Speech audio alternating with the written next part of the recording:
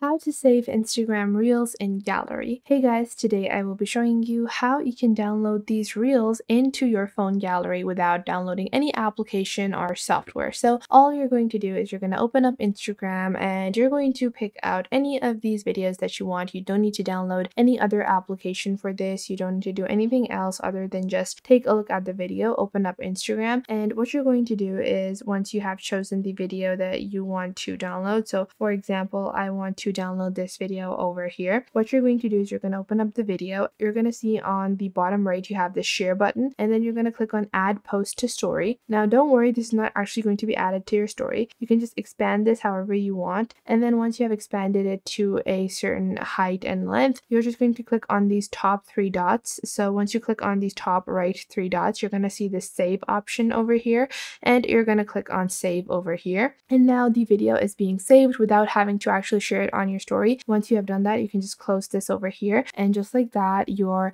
video has been saved and it has been removed, like all of that has been removed. So that is how simple and easy it is to save a video on Instagram directly from Instagram. And if I go into my gallery over here, you can see this has been downloaded over here just like that, and that is it. So I hope you guys found this video helpful, and I will see you in the next video.